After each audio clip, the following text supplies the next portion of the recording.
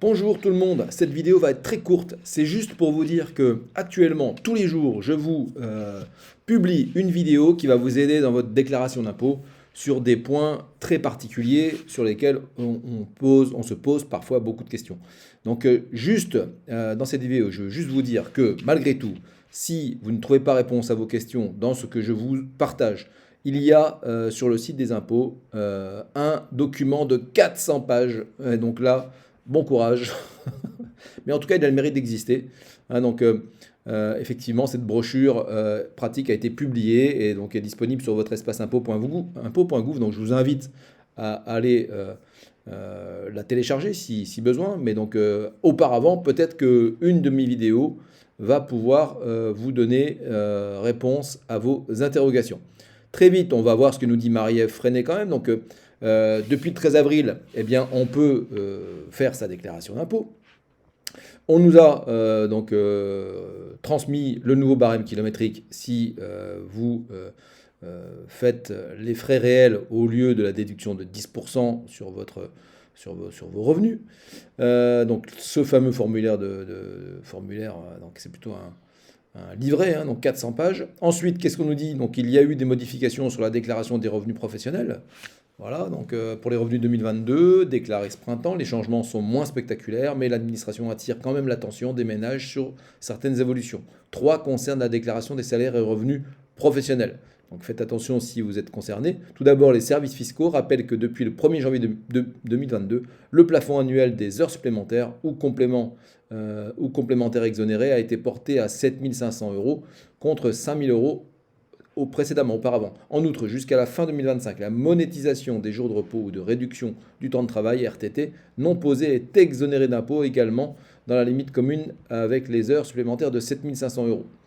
On nous dit aussi que le deuxième changement sur les gains professionnels concerne les pourboires. Certains serveurs et autres salariés ayant pu en recevoir bénéficient sur ces sommes d'une exonération d'impôt sur le revenu et de prélèvements sociaux. Mais l'exonération ne s'applique que pour les salariés percevant au titre des mois concernés une rémunération n'excédant pas 1,6 SMIC, rappelle notre très aimable et chérie administration fiscale. Enfin, elle indique que les frais de covoiturage entre le domicile et le lieu de travail engagés par un passager entrent dans la catégorie des frais professionnels pouvant être déductibles avec le numéro de l'article, etc., etc. Ensuite, on nous indique quelque chose d'important. Si vous avez recours à une personne pour garder vos enfants de moins de 6 ans, eh bien, sachez que le crédit d'impôt pour frais de garde passe de 2 300 à 3 500 €. C'est plutôt une bonne nouvelle.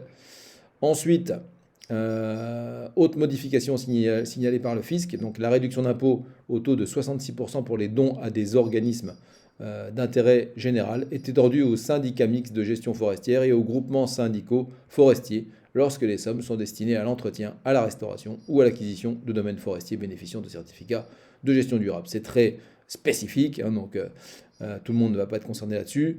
La fin, en revanche, d'un avantage fiscal, lequel est-il? Eh bien, c'est la fin de l'avantage fiscal concernant le premier abonnement à la presse. Voilà, donc ça aussi c'est assez spécifique. Rappelons quand même qu'effectivement, c'est la fin de la redevance TV, le paiement ou non de la contribution à l'audiovisuel public, s'il ne s'agit pas d'un impôt sur le revenu, était déterminé auparavant à la déclaration de revenus.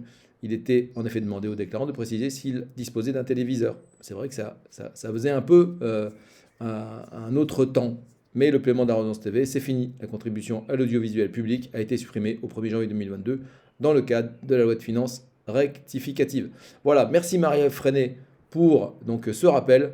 Donc l'idée, c'est de vous dire que il y a ce fameux guide pratique, cette brochure de 400 pages qui peut vous aider dans la déclaration.